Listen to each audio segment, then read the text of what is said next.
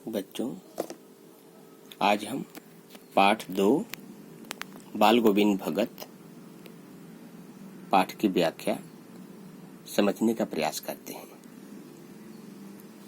बाल गोविंद भगत पाठ जो है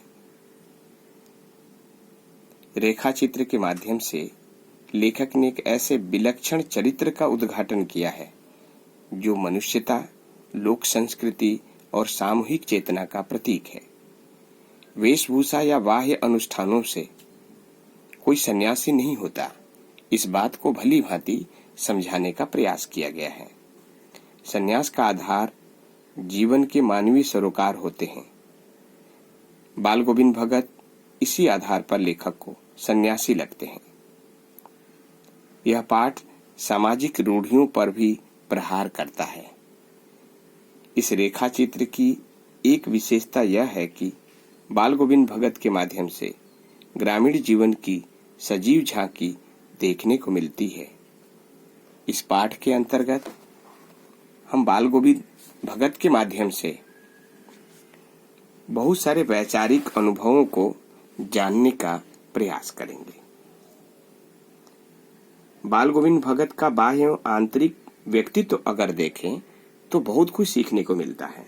बाल गोविंद भगत लगभग 60 वर्ष से के मझोले कद के गोरे चिट्टे व्यक्ति थे।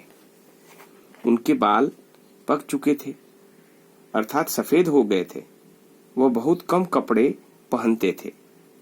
कमर पर एक लंगोटी मात्र और सिर पर कबीरपंथियों की सी टोपी लगाते थे, कनफटी टोपी जिसको कह सकते हैं। वह कबीर को ही अपना साहब मानते थे। उन्हीं के गीतों को गाते, उन्हीं के आदर्शों पर चलते थे। वह कभी झूठ नहीं बोलते थे और सबसे खरा व्यवहार करते थे। इसका अर्थ यह नहीं है कि वह कोई साधु थे। उनका एक बेटा और एक पतोहू थी। थोड़ी सी खेती बाड़ी और एक साफ सुथरा मकान था। उनका सबसे बड़ा गुण उनका मधुर कंठ और कबीर की प्रति अगाध श्रद्धा एवं प्रेम था। वे कभी किसी की चीज नहीं छूते। जो कुछ खेत में पैदावार होती उसे कबीरपंथी मठ में भेंट स्वरूप ले जाकर रख देते थे और वहां से प्रसाद स्वरूप जो कुछ उन्हें मिलता उसी से गृहस्थी चलाते थे। अगर हम बाल गोविंद भगत के संगीत के प्रति अगाध प्रेम की तरफ ध्यान दें तो बहुत सारी चीजें जानने को मिलेगी। आषाढ़ की रिमझिम में जब समूचा गांव हल बैल लेकर खेतों में निकल पड़ता है और बच्चे भी जब खेतों में उछल कूद कर रहे होते, उसी समय सबके कानों में एक मधुर संगीत लहरी सुनाई देती। उनके कंठ से निकला संगीत का एक एक शब्द सभी को मोहित कर देता।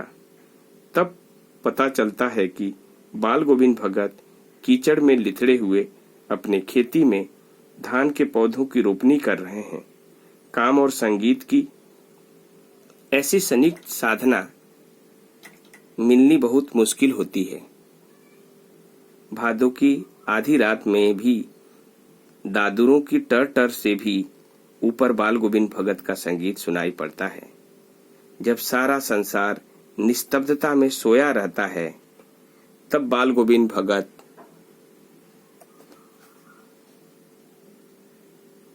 की प्रभातियां अर्थात प्रातः काल में गाया जाने वाला गीत प्रारंभ हो जाती है। माघ में दांत किटकिटाने वाली, भोर में उनकी अंगुलियां खजड़ी डफली के ढंग का एक प्रकार का छोटा सा वाद्य यंत्र है, चलना आरंभ कर देती है और गाते गाते वह इतने जोश में आ जाते, इतने भाव विभोर हो जाते हैं कि उनके मस्तक पर श्रम बिंदु चमक पड़ते हैं। गर्मियों की उमस भरी शाम में मित्र मंडली के साथ बैठकर संगीत में इस प्रकार लीन हो जाते थे कि उनका मन तन पर हावी हो जाता था। अर्थात वे जब गाना गाते गाते नृत्य भी करने लगते थे तो वह दृश्य अद्भुत हो जाता था, जो किसी भी सांसारिक व्यक्ति के लिए भाव विभोर करने वाला हो सकता है। तो इस वीडियो में इतना ही। अगले वीडियो में इसके शेष अंशों की व्याख्या को लेकर मिलते हैं। धन्यवाद।